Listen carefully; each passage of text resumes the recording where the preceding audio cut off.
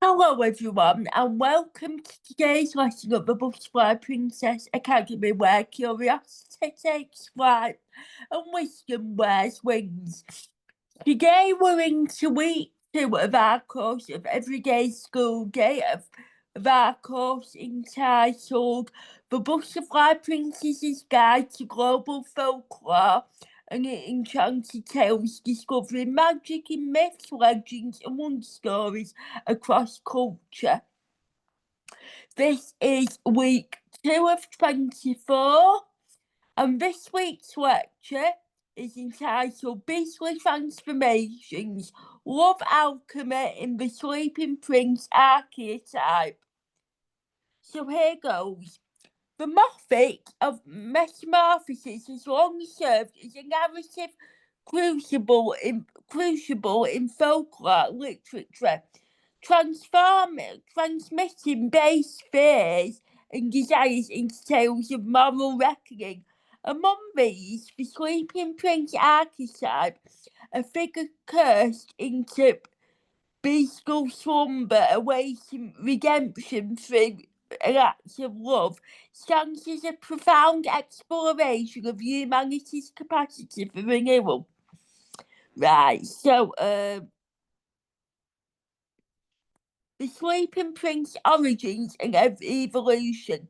The Sleeping Prince archetype, while less confided than its feminine counterpart, the enchanted heroine of Sleeping Beauty, permeates global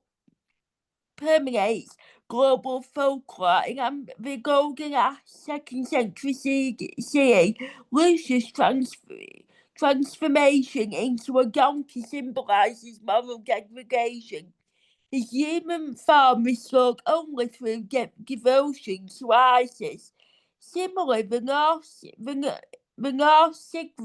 Sigrid and Volscic legends depict cursed heroes like Fafnir, whose draconic form enables greed.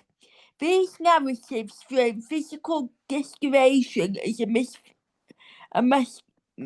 manifestation of inner feelings, a theme crystallised in later tales such as Beauty and the Beast, 1740.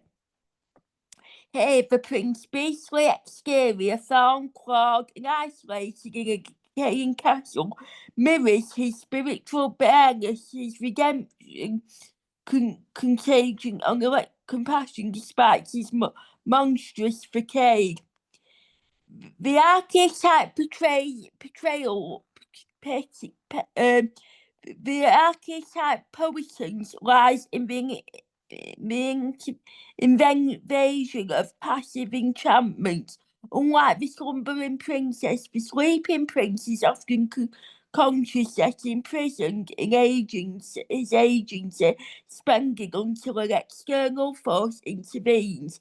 This dynamic positions love not as a static ideal, but as an active moral labour, one requiring the protagonist offering a female figure to transcend fear and social judgment.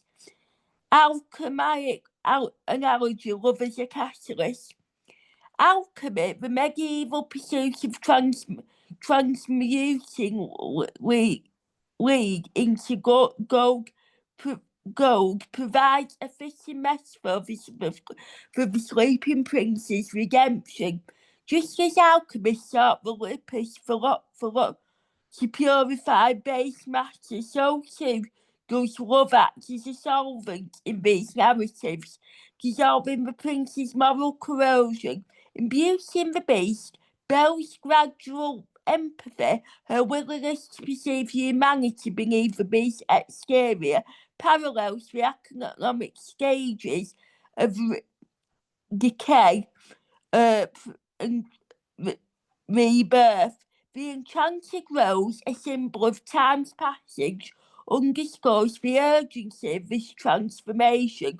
Love cannot be forced but must unfold organically, a mutual unveiling of fear and pride.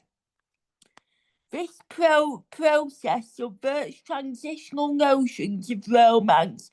The prince's restoration is not a reward for the heroine's sacrifice, but a consequence of shared vulnerability. In keeping in sight, Sykes' trials, born of curiosity and devotion, redeem both her mortal flaws and Cupid's divine of looseness.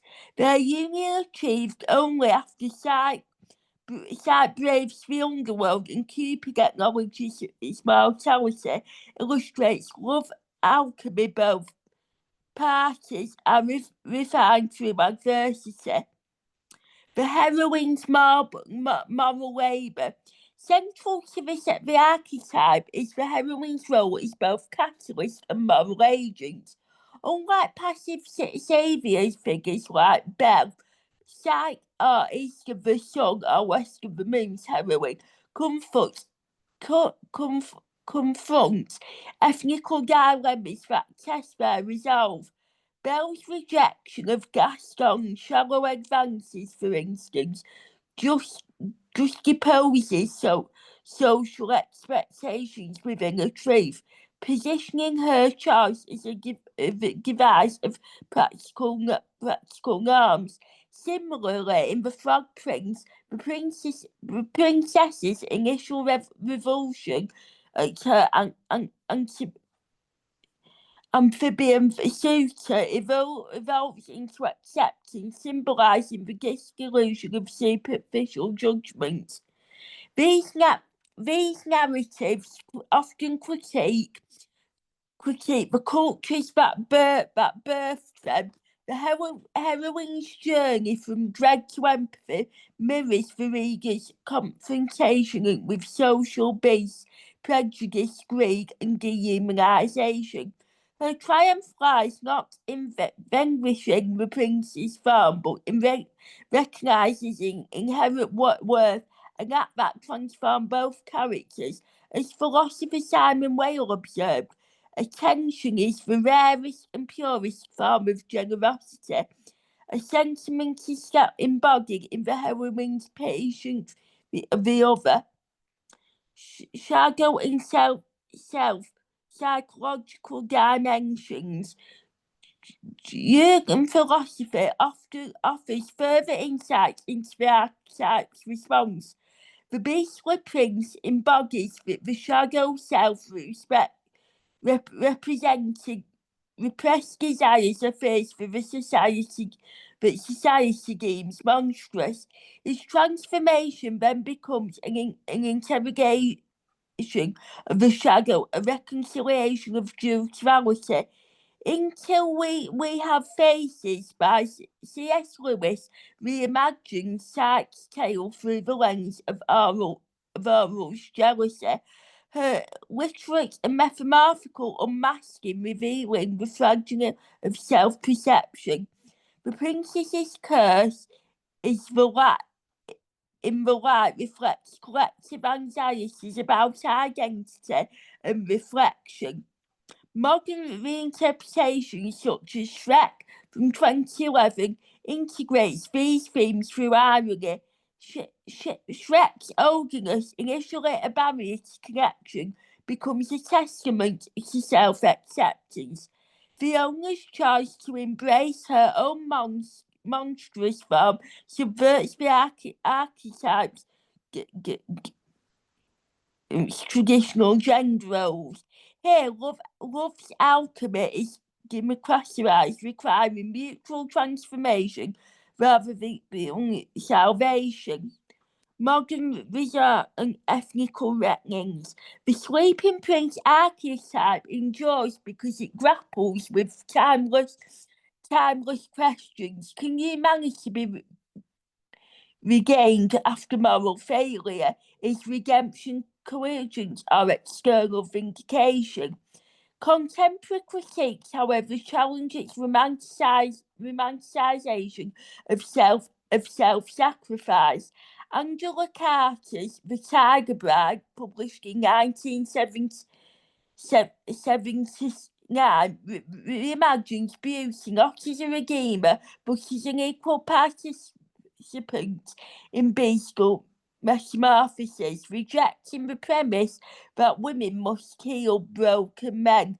Such works highlight the archetype's duality. It can produce harmful tones either romanticising toxicity or empower through subversion. Ultimately, the archetype's power lies in its ethnicity, whether through Disney's centralised romances or Neil Gaiman's grim reworkings. It reminds us that love in its trusted form is not a penance but a mirror, one that reflects our capacity for growth, forgiveness, and the continual alchemy of the soul. The sleeping prince archetype, with its rich tapestry of beastly transformation and redemptive acts, transcends mere analogy. It is a testament to literature's enduring fascination with humanity's dual nature. The beast and the prince, the fallen and the redeemed. By framing love as an aggregate force, these narratives assert that redemption is neither swift nor guaranteed, but earned through empathy, courage, and the unyielding belief in the possibility of change. In a world still grappling with its own beastly impulses, the archetype's message remains vital. Transformation begins not with magic, but with the choice to see and be seen in all our flawed and fleeting glory. The concept of transformation lies at the heart of the countless myths and folktales, serving as a mirror to humanity's deepest fears and most profound aspirations. Few stories anticipate this duality, the exuberant promise of change and the terrifying uncertainty of the unknown, as vividly as the Norwegian folktale East of the Sun and West of the Moon. The tale itself is a tapestry woven from two French literal traditions, blending elements from the medieval a story of enchantment and revelation with motifs from Beauty and the Beast, a narrative we'll examine in depth next time. East of the Sun, West of the Moon follows a young heroine who embarks on a perilous odyssey to rescue her beloved, a prince cursed to live as a bear by day and a man by night.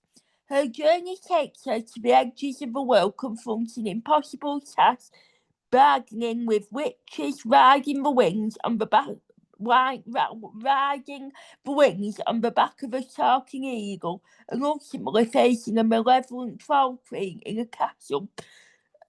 castle suspended between celestial realms.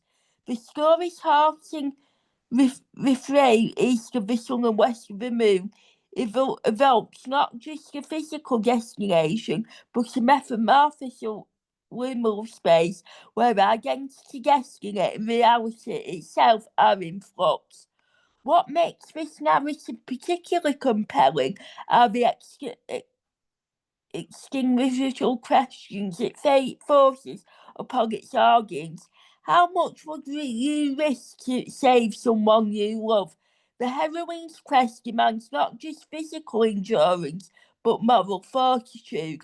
She must break a magical taboo, gazing upon her transformed lover by candlelight, endure years of isolation, and barter her own freedom to supernatural forces. Her trials echo the psychological gut of adolescence of the distorting process of grief phase where old selves die and new ones are born through suffering. Similarly, the prince's curse, a literal split between human and beast, mirrors internal battles between reason and instinct, social expectation and rare desires. These layers invite us to ask Is transformation a punishment, a test, or a necessary crucible for growth? The story of longevity across cultures underscores the archetype power. In Spain and Greece, variations like the Sleeping Prince reframe the tale as a meditation on practical control. The prince lies in enchanted slumber. His agency stripped until the heroine's perseverance awakens him. The ancient Greek myth of Cupid and Psyche, 2nd century CE, recording offers glimpses of her divine husband. Cupid triggers a cosmic ordeal involving descent into the underworld and reconciliation with jealous goddesses. Both both tales share a fixation on sight as both destructive and redemptive. Psyche's lamp oil burns. Cupid just Psyche's lamp oil burns Cupid just as the Norwegian heroine's candle drips wax onto her bare prince, breaking the spell but dooming him to exile. This Moffat suggests a primal anxiety, the true understanding of another or oneself might unreveal fragile bonds, yet healing cannot begin without confronting hidden truths. Scholars argue that these stories function as analogies for marriage rites in pre-modern societies, where young brides were literally transformed by being sent to foreign households, severed from their families. The heroine's journey, leaving her impoverished home, navigating a mysterious place and battling forces beyond her control, mirrors the disillusion and resilience required of women in particular systems. Yet the tales also subvert passive victimhood. Unlike Snow White or Sleeping Beauty, these heroines act. They define gods and monsters, tricking trolls while riding or bribing river maidens with golden trinkets. Their integrity proving as vital as their endurance. In doing so, they reclaim transformation from something inflicted upon them into a tool of empowerment. The Norwegian version start with wintry frogs choked with ice, mountains that pierce the cloud, roots for scoring a landscape where survival hinges on adaptability. This environmental dimension adds another layer. Transformation isn't just personal but ecological. The characters' fates are entangled with natural forces before wings the midnight sun, suggesting that human identity is shaped by and must answer to the non-human world. When the heroine enlists the East Winds carry her to the East Winds carry her to the 12 Queen's fortress, she acknowledges her dependence on powers greater than herself, a humility that balances her fierce resolve. Ultimately, east of the sun and west of the moon resist tidy moral. The prince is saved not by the heroine's purity, but by her mistakes. Her curiosity peering at him by candlelight, and her refusal to accept half-truths. The troll queen, though villainous, embodies a rapt reflection of the heroine, a woman who wields power through manipulation rather than collaboration. Even the tale's resolution is bittersweet. The couple returns to the prince's kingdom, but the text is silent on whether the heroine, a peasant girl, finds belonging in a royal court, or whether the prince, once beastly, can fully regenerate into human society. The ambiguity in the story's greatest strength is invites us to sit with the discomfort of transformation, to recognise that growth often demands wandering through shadowy, uncharted territories, east of the sun and west of the moon, where the mapped ends and the self must be rewritten. As we'll see in upcoming lectures, this theme pulses through global folklore from the shape-shifting yokel of Japanese legends to the skin-shredding witches of Mexican myths. But for now, the Norwegian tale stands as a testament to the paradox that defines our relationship with change. To fear it is human, to face it is heroic. East of the sun, west of the moon begins with a poor woodcutter and his family facing dire circumstances. 1 minute, just let me bear, because my neck's aching a bit. One evening, a majestic bear appears at their humble cottage, offering an enticing proposition, wealth in exchange for the hand of a woodcutter's youngest daughter. The family is given a week to deliberate, a period fraught with moral and emotional conflict. Ultimately, the daughter, driven by a sense of responsibility and perhaps a glimmer of curiosity, consents to the agreement. The bear, reassuring her of her safety, whisks her away on a journey that leads not to a dark forest, but to a lavishly appointed room filled with golden treasures and an abundance of food. The bear provides the daughter with a silver bell, instructing her to ring it whenever she desires anything before mysteriously departing. As night falls, she discovers another chamber where she hears a strange loud snoring. Exhausted, she eventually succumbs to sleep, the source of the noise remaining a mystery. The following day, the pattern continues. A table laden with food, the bear's presence, and the enigmatic snoring creature at night. The bear grants her every comfort, but forbids her from asking about the creature or about him. Days turn into weeks, and the daughter, despite her opulent surroundings, grows increasingly longing for her family. Upon learning of her sadness, the bear agrees to take her home for a visit, but warns her sternly against speaking to her mother in private. Misfortune befell them. When they arrive, the daughter is astonished to find her family living in a grand mansion, a stark contrast to their former poverty. Her sisters are healthy and carefree, and her parents are well-fed and content. Despite the bear's warnings, her mother manages to draw her aside in the evening, pressing her for details about her life with the bear. The daughter reveals the secret of the snoring creature, prompting her mother to suspect her trolling to provide her with a candle to uncover its true identity. The next day, the bear returns to escort her back to her dwelling, reiterating his warning about her mother's advice. That night, as the snoring begins, the daughter, armed with the candle, cautiously lights it. To her astonishment, she beholds not a monstrous troll, but a man of extraordinary beauty.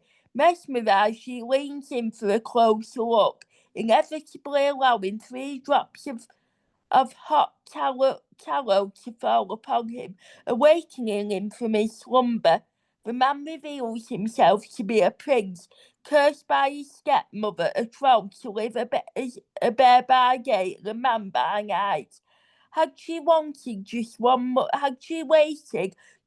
more year, the curse would have been broken, but now he is doomed to return to his stepmother's realm, a land east of the sun and west of the moon, and marry her daughter, a troll princess with a nose 3 yards long. With a heavy heart, he departs, leaving the daughter heartbroken and determined to find him. Driven by love and remorse, the daughter embarked on a perilous quest to the land land east of the sun and west of the moon. Along her journey, she encounters three old women residing at the foot of a towering cliff face. The first bestows upon her a golden apple and a horse. The second grants her two golden carding combs, and the third gives her a heavy golden spinning wheel and a horse that knows the path to her destination. She then encounters the east, west, and south winds, who direct her to the formidable north wind. The north wind carries her to the land east of the sun and west of the moon, a desolate and otherworldly place. In this strange land, she spies a castle with an open window from which protrudes the unmistakable nose of the troll princess. Determined to reach her prince, the goddess devises a plan. She sits beneath the window, conspicuously tossing her golden apple into the air, attracting the attention of the troll princess, who is immediately captivated by the object. The princess agrees to trade one night with the prince in exchange for the golden apple.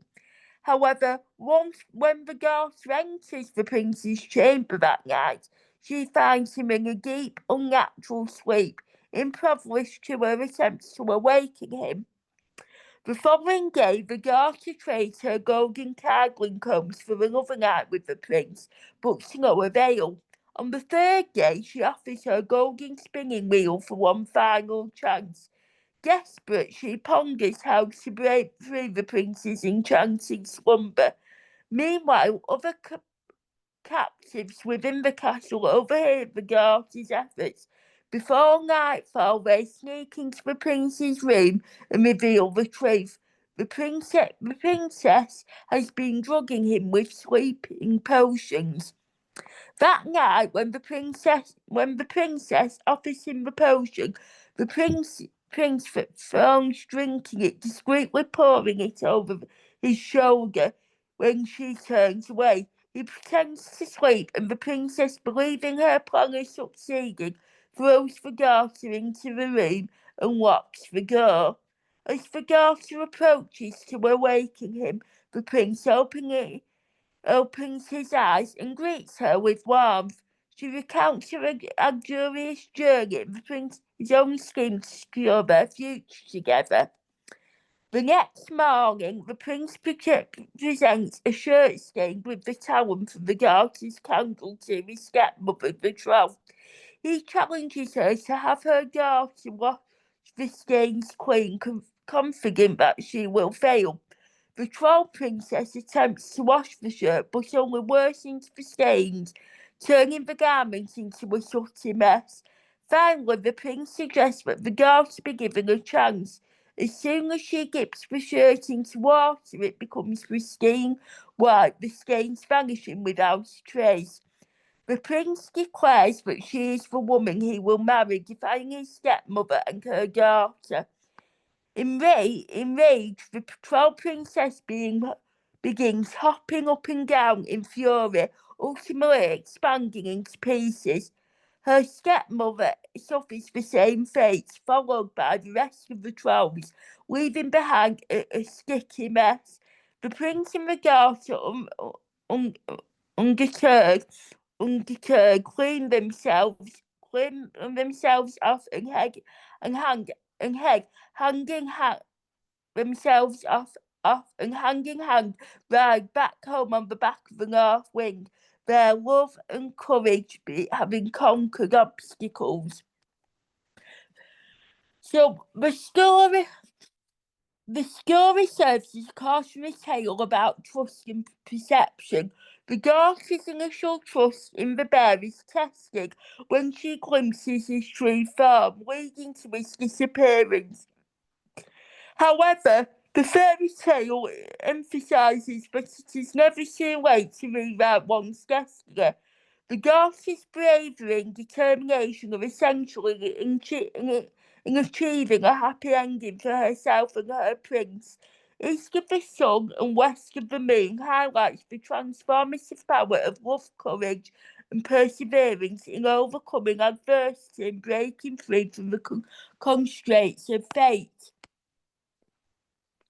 East of the Sun and West of the Moon is a Norwegian fairy tale that explores themes of love, trust, and perseverance through a young woman's extraordinary journey. The story begins with a woodcutter's family facing poverty.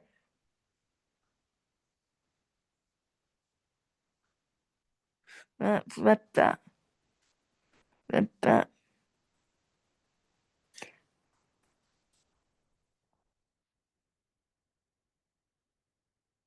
In conclusion, East of the Sun and West of the Moon is a rich and complex fairy tale that explores the depths of human emotion and the power of love to overcome diversity.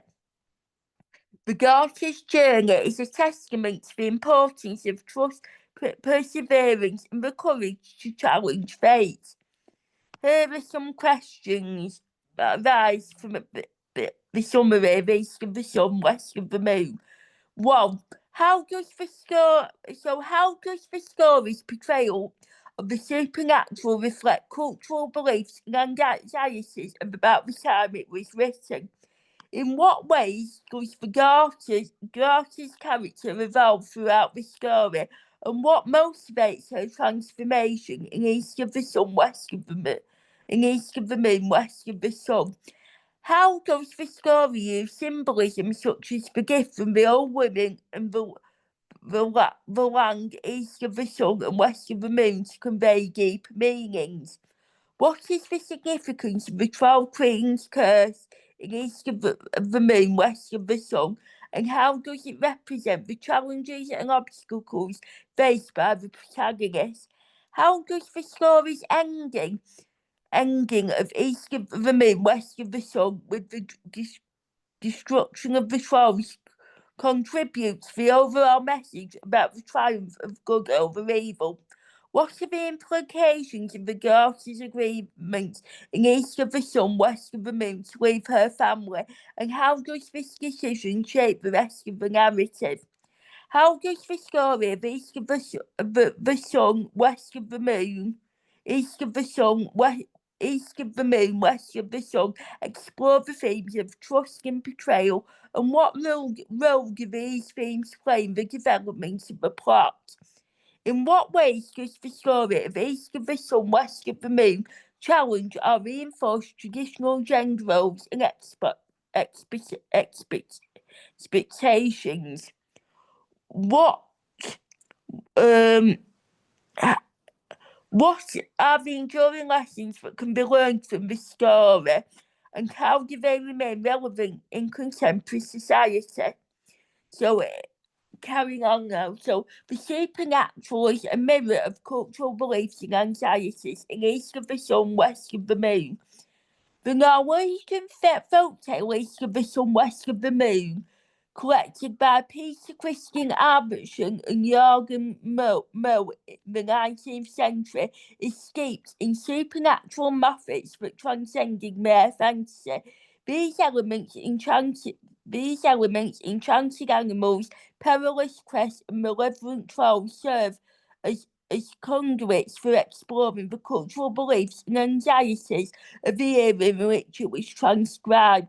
Emerging during Norway's romantic nationalism movement, a period marked by efforts to forge a distinct cultural identity under Swedish rule. The tale reflects the interplay between agrarian traditions, Christian mortality, and the essential struggles of rural life. So, the story's central figure, a white bear revealed to be an enchanted prince, embodies the tension between humanity and the untamed natural world.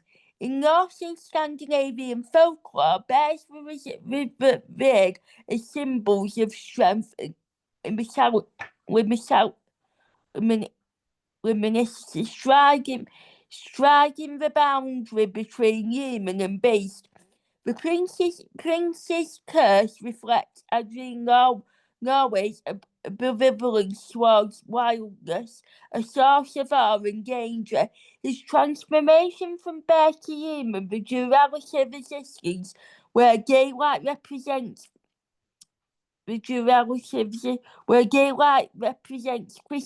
order, nightmare, harvest, pagan remembrance. This duality resonated with 19th century Norwegians, navigating the shift from Asmanic traditions to Lutheran Orthodoxy. The base curse imposed by trolls further underscores the era's anxiety about external forces corrupting purity, mirroring fears of cultural dilution under foreign influence. The heroine's journey to a castle east of the sun and west of the moon symbolises the human confrontation with the unknown. Geographically impossible, this destination represents the liminal space between reality and myth, a recurring theme in Norwegian folklore. Her reliance on the four winds perceptions of natural forces highlights a cultural resilience on nature's benevolence and hardship. The winds cautioned Aig, I have not blown there, but I will lend you my brother, echoes rural communities' independence, where survival hinged on collective effort. The quest's difficulty mirrors the harsh realities of 19th century Algerian life, whose famine, isolation, and climatic adversity were omnipresent threats. The supernatural journey thus becomes an analogy for perseverance, reflecting the social of resilience. The trolls who curse the prince and typifies the era's moral and existential anxieties. In Norwegian law, trolls were often conflated with outsiders, heretics, or embodiments of sin. Their appearance and desire to marry the prince and later the heroine signify fears of condemnation, whether through intermarriage, moral decay, or external invasion. The heroine's near failure to rescue the prince caused by her lapsing obedience, ignoring the view him at night, underscores Lutheran values of piety and self-discipline. Her marked weakness and subsequent redemption through arduous penance reflects cultural narrative that equated suffering with moral fortitude, a tenet central to Norway's Protestant ethos. The heroine's active role venturing into the unknown, beginning with supernatural incitement, subverts and reinforces practical norms, while her initiative defines passive femininity. Her ultimate success hinges on traits like patience, purity, and devotion, aligning with 19th century ideas of womanhood. The tale's resolution, where she saves the prince through both action and virtue, anticipates the era's conflicting views on gender. Her journey mirrors the burdens placed on women as moral constants in a rapidly changing society, where urbanisation and industrialisation began traditional roles. East of the sun and west of the moon uses the supernatural to the cultural dichotomies of 19th century Norway, tradition versus dogma, Christian dogma versus pagan reside, communal survival versus individual familiarity. The enchanted bear, the impossible question, the lurking trolls are not mere fantasy, but reflections of a society negotiating its identity aimed upheaval. By encoding these struggles into a timeless narrative, the tale preserves the anxieties and aspirations of its era, offering both a cautionary framework and a testament to human resilience. As such, the story transcends its folkloric roots, emerging as a cultural artifact that illuminates the enduring interplay between myth and reality.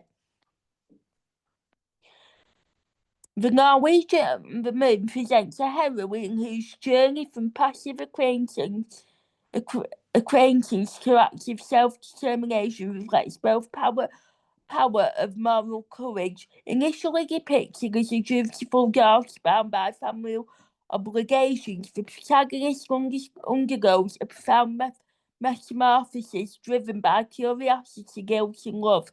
Her evolution, marked by disobedience, resilience, and redemption, serves as a narrative vehicle to explore themes of female agency, the consequences of curiosity, and the interplay between social constraints and personal growth. The story opens with the heroine's family living in poverty, a common motif in folk tales which underscores the social pressures of Aegean life. When a mysterious white bear offers wealth in exchange for the daughter's hand in marriage, her acquaintance is framed as an act of familial piety rather than personal choice. Her lack of protest, indeed her willingness to save her family, aligns with traditional gender roles that female self-sacrifice in 19th century Norway, where subsistence living and communal survival were prioritised. Women were often expected to subjugate their desires to communal needs. The daughter's initial passivity thus mirrors the cultural identity of a good woman as one who embodies humility and obedience.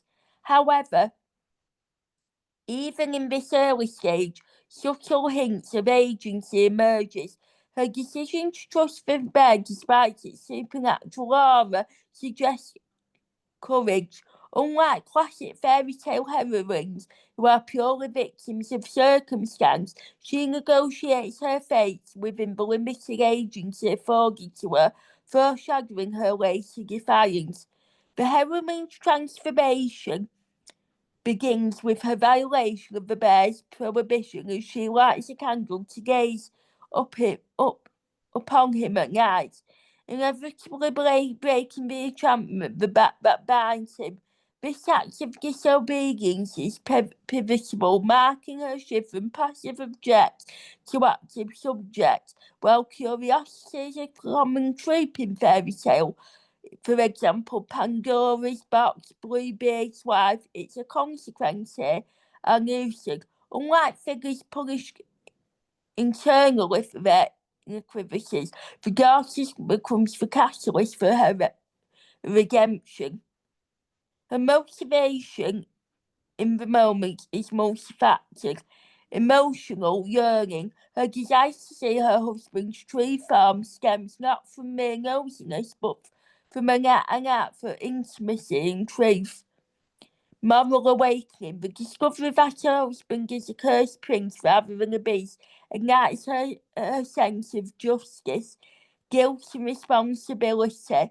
Recognising that her actions have doomed him to marry a troll princess, she resolves to rectify her mistakes. This stage creates the rigid boundaries of good and bad behaviour. The daughter's curiosity, though framed as a flaw, becomes the engine of her moral growth, challenging the notion that female obedience is inherently virtuous. The heroine's journey to the castle east of the sun, west of the moon, represents her full embrace of agency. No longer a pawn in other schemes, she navigates a limitable world of talking wings, enchanted tools, and hostile trolls. Each trial begging before wings parade, climbing glass mountains, and outwitting the troll princes symbolises a eternal fortitude. Key aspects of her transformation include perseverance. Her physical and emotional endurance reflects the Lutheran values of 19th century Norway, where hardship was seen as a test of faith. Resourcefulness.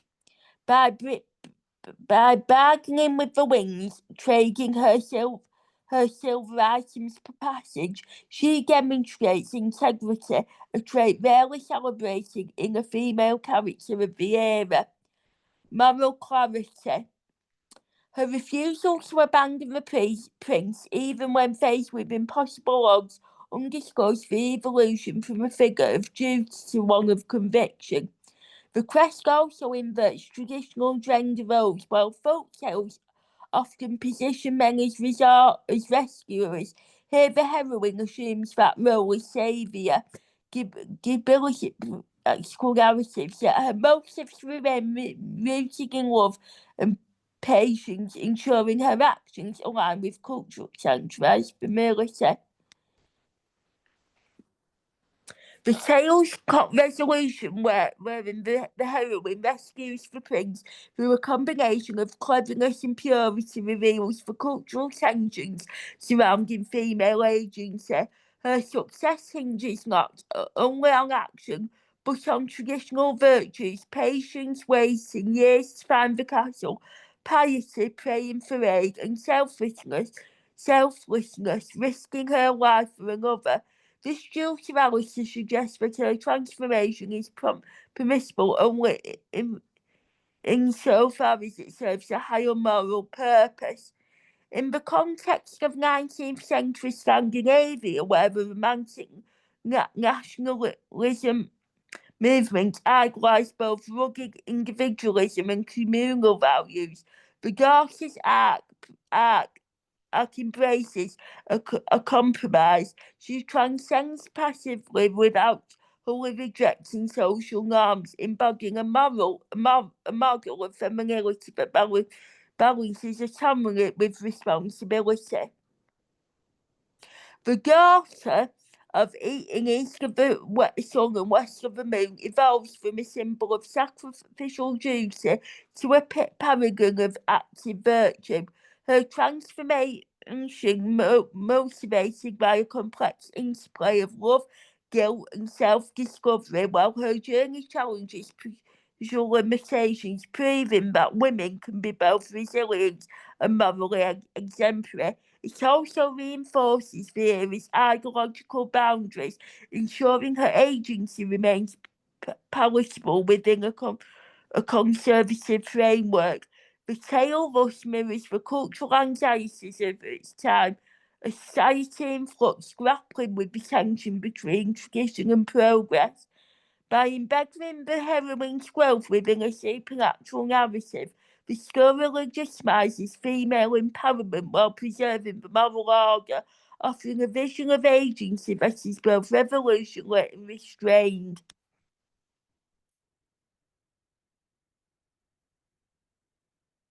The tale employs rich symbolism to explore themes of transformation, resilience, and the transcendence of human limitations. Central to its narratives are the enchanted gifts bestowed by three old women and the mythical land itself, a realm paradoxically described as lying east of the sun and west of the moon. These symbols collectively deepen the story's resourcefulness, reflecting universal struggles and the triumphs inherent to the human condition. The three old women encountered by the protagonist during her arduous journey represent wisdom earned through the significance of the troll. In the tale, the Troll Queen's curse serves as both a narrative catalyst and a profound metaphor for the external and moral challenges faced by the protagonist. By transforming the prince into a bear and exiling him to a realm beyond mortal reach, the curse embodies the dual forces of external oppression and internal transformation, reflecting universal struggles against adversity, identity loss, and the pursuit of redemption. The Troll Queen's curse disrupts the protagonist's union, establishing the central conflict of the tale. By enchanting the prince into a beastly form and concealing him in a distant castle east of the sun and east of the moon and west of the sun, the curse imposes a physical and metaphysical divide between the lovers. This separation compels the unnamed heroine to embark on a perilous journey, symbolising the struggle in the face of corrupted power. The curse bus is not merely a plot mechanism, but a manifestation of social or natural forces that seeks for human agency and love.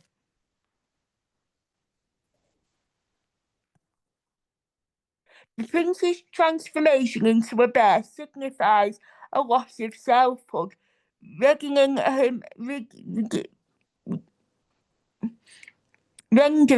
a prisoner of both body and destiny. This metamorphosis mirrors the psychological toll of external oppression, wherein the prince's humanity is suppressed by the troll's malice. Similarly, the troll queen herself represents domain and manipulation. Her curse is an act of passive control, possessive control, reflecting themes of jealousy and tyranny.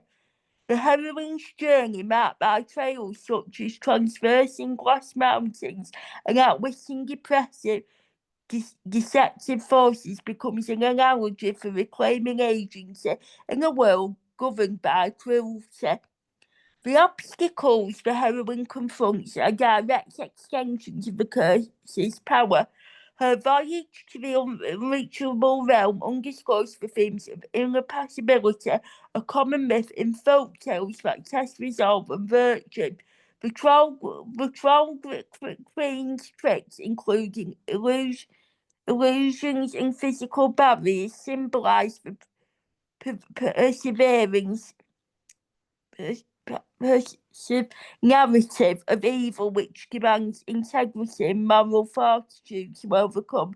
Each challenge, whether crossing treacherous landscape or resisting despair, mirrors real-world adversities such as social expectations, personal doubts, and the endurance required to uphold love upon against delusion. Ultimately, the curse's significance lies in its role as a crucible for growth.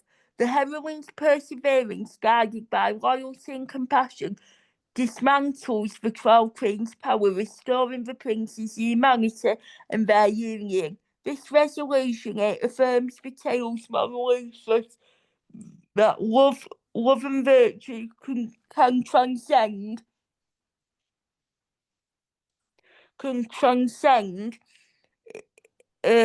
that love and virtue can transcend even the most curses. In this light, the Troll Queen's curse transcends its folkloric roots, offering a timeless reflection on the resilience required to confront life's trials and transformative power unwavering resolve. The curse in the story is not merely a narrative obstacle, but a layered symbol of the human condition, echoing the universal truth that triumph is born not from the absence of struggle, but from the courage to endure it. The tale weaves a narrative of perseverance, love, and moral clarity, accumulating in a resolution where the protagonist's unwavering virtue overcomes the malevolent forces embodied by the trolls. The destruction of these creatures in the story's conclusion serves as a death-defying surgeon of the troll's central theme, the inevitable triumph of good over evil. This resolution not only resolves the protagonist's journey, but also reinforces timeless moral framework, emphasizing the courage, purity, and resilience are rewarded, while greed and cruelty are ultimately self-destructive. The trolls in the story function as an archetype embodiment of corruption and moral decay. The abduction of the prince and the repressive control over him symbolises the disruptive influence of evil, a force that thrives on deceit and the subjugation of innocence. The trolls' physicality in their suburban dwelling further aligns them with darkness and moral degradation. contrasting sharply with the protagonist's luminous determination.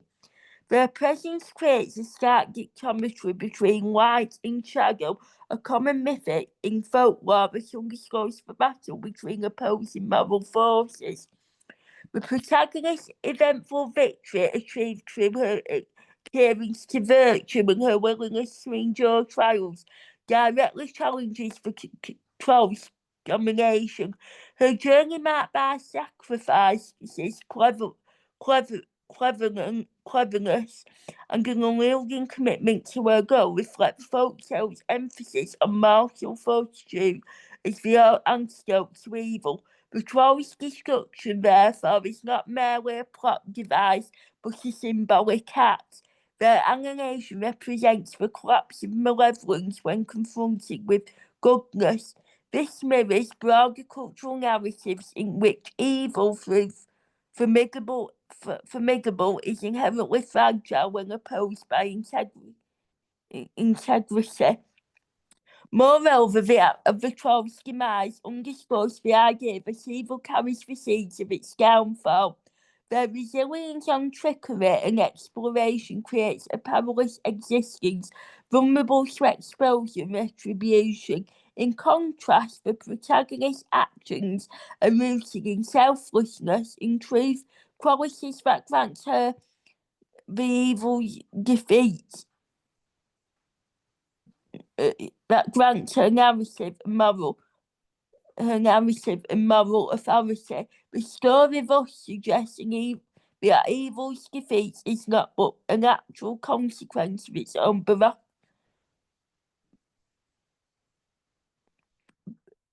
bureaucracy. Ultimately,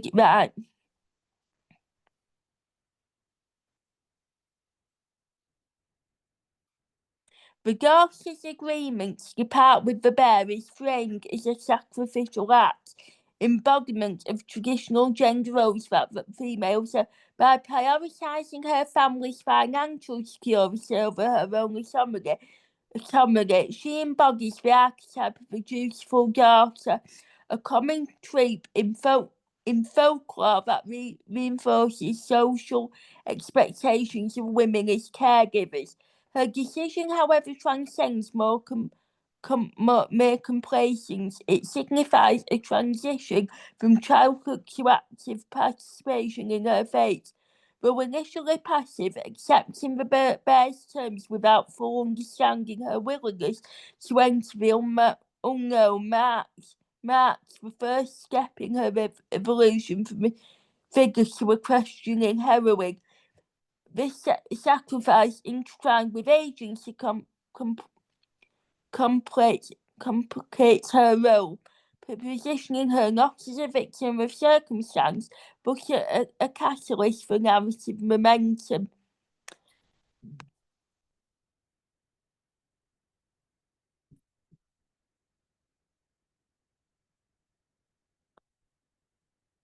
The consequences of this charge structures the tale's entire arc. Her departure initiates the central conflict. Her marriage to a prince cursed to remain a bear by day, and her subsequent transgression of breaking a taboo, gazing at a human form by night. The act, driven by human curiosity, results in his abduction by a troll ride, forcing the protagonist to embark on a perilous journey to reclaim him. Here, the initial decision reverberates through cause and effect. Her sacrifice creates the conditions for both the curses and its eventful undoing. The narrative thus hinges on her moral and emotional growth as her quest, aided by mystical helpers, and her own resilience reflects her transition from passive obedience to active heroine. Furthermore, the tale's symbolism underscores the transformative power of her choice. The white bear, representing the liminal space between human and beast, civilization and wildness, mirrors the protagonist's own journey between thought and self Her physical voyage to east of the sun and west of the moon mathematically charts an internal rite of passage where perseverance and love dissolve the curses binding both her husband and herself.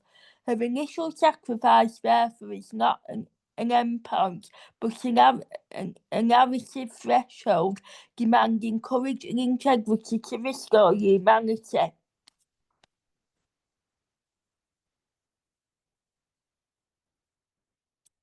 Trust emerges as the foundation of the protagonist's resolve.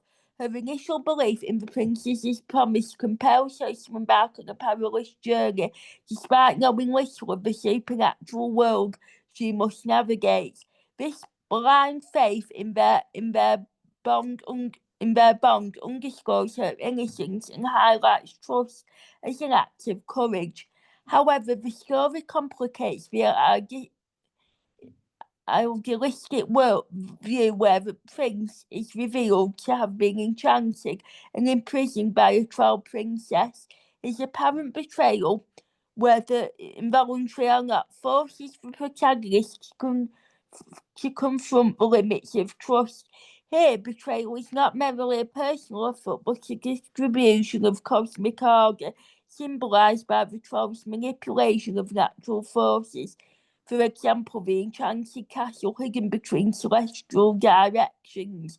The prince's inability to recognise the protagonist upon her arrival further deepens this betrayal, suggesting that trust once fractured demands extraordinary effort to restore.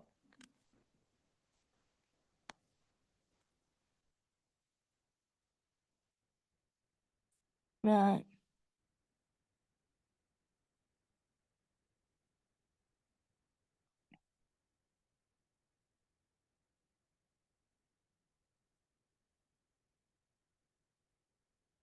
Right.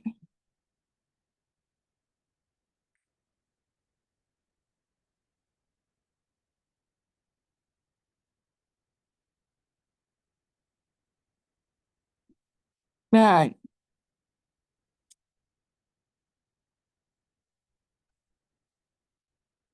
Right.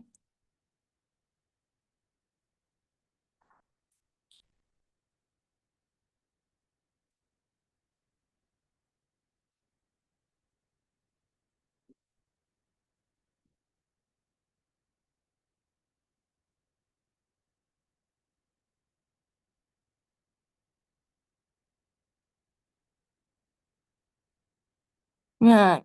So trust emerges as the foundation of the protagonist's resolve. Her initial belief in the prince's promise compels her to embark. Right.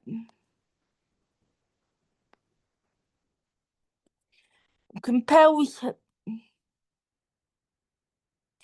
compels her journey fraught with deception and tests of loyalty. The story examines how trust can both empower and imperil individuals, while betrayal acts as a catalyst for conflict and transformation. These themes not only deepen the tale's emotional resonance, but also structures its narrative's progression, revealing the fragile boundaries between devotion and disillusionment. Trust emerges as the foundation of the protagonist's resolve. Her initial belief in the princess's promise compels her to embark on a perilous journey, despite knowing little of the supernatural world she must navigate. Right? The plot progression hinges on these. Ultimately, the resolution of the tale reaffirms trust's redemptive power. The protagonist's unwavering loyalty, coupled with her strategic cunning, allows her to dismantle the troll princess illusion and reclaim her prince. Yet the story resists a simplistic moral. The prince's vulnerability to enchantment implies that trust is inherently precarious, requiring vigilance as much as devotion. In this way, east of the moon, west of the sun positions trust and betrayal as independent forces. Betrayal exposes the flaws in blind faith, while trust, when tempered by wisdom, becomes a tool for healing and resolution. By intertwining these themes, the folktale crafts a narrative that transcends its mythical framework, offering timeless insights into human relationships. Trust and betrayal are not merely plot devices, but mirrors reflecting the complexities of love and loyalty, reminding readers that even in a world of magic, the heart's choices define destiny. At first glance, the tale appears to reinforce traditional gender norms.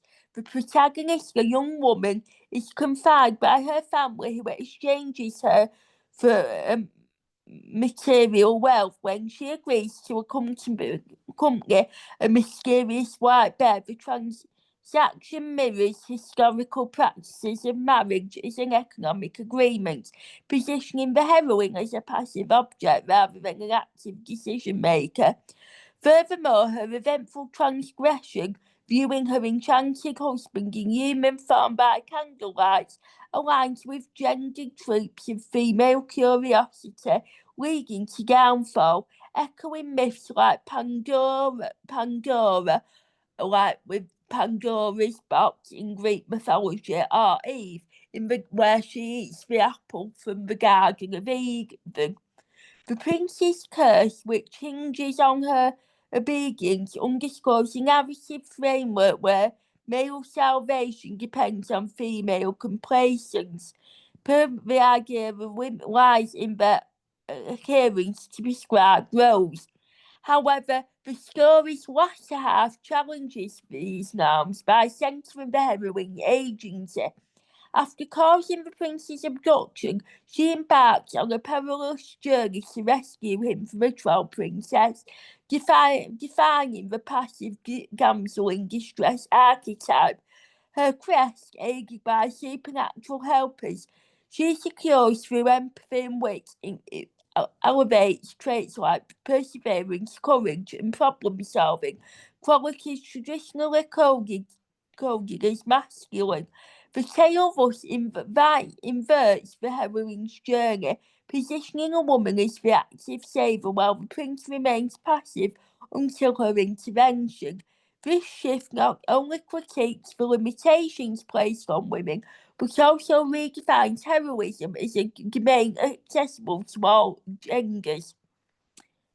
Yet the resolution remains ambiguous. The heroine's triumph is contagion on her marital union, reinforcing the social prioritisation of marriage as a woman's ultimate fulfillment.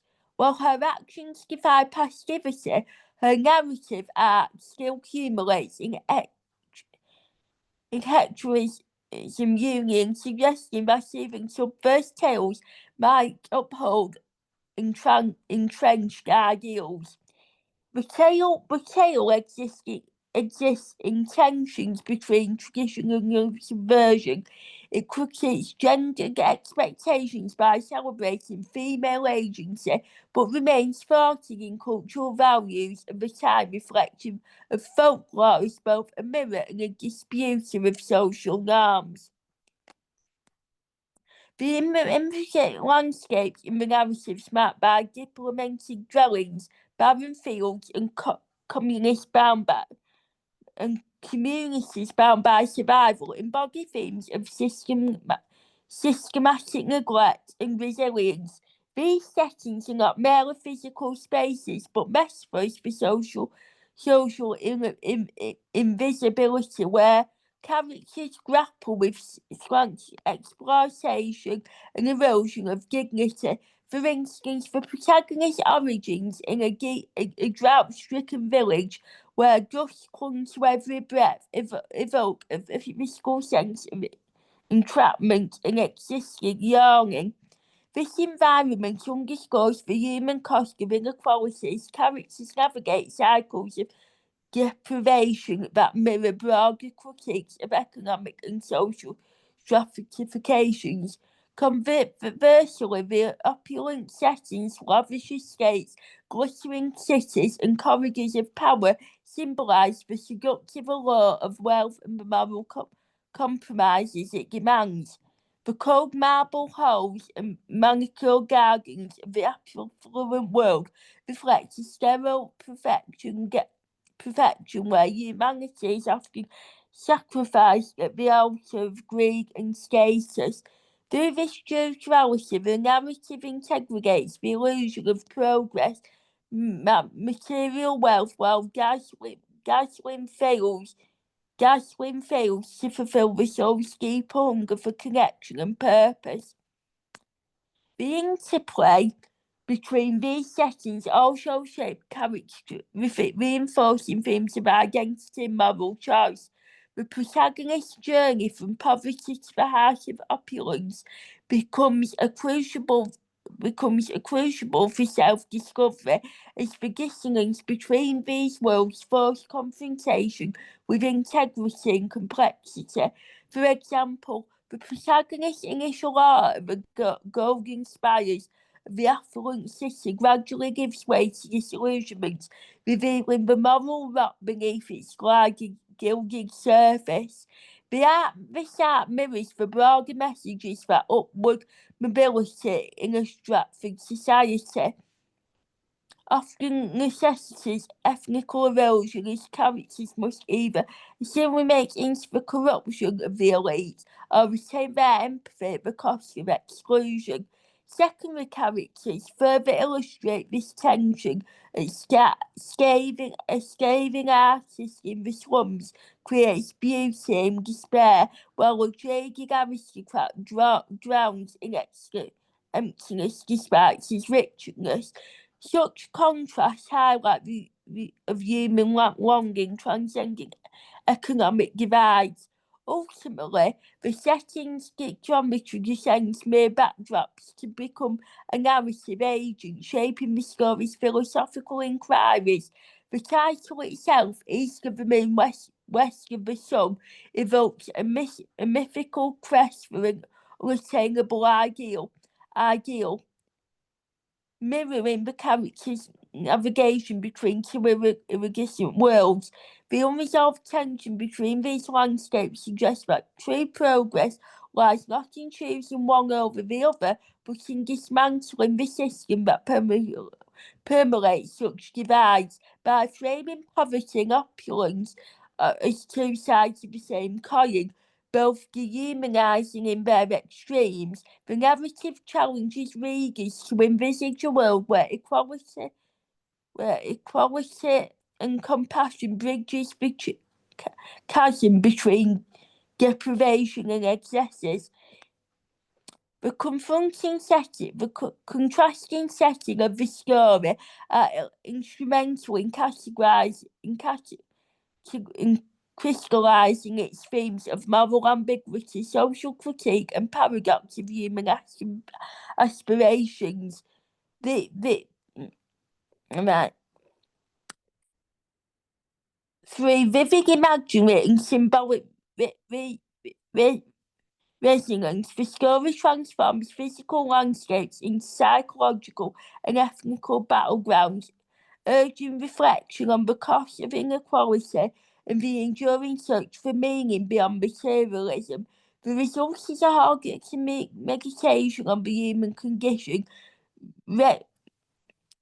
rendered unforgivable by the stark beauty of its divided world.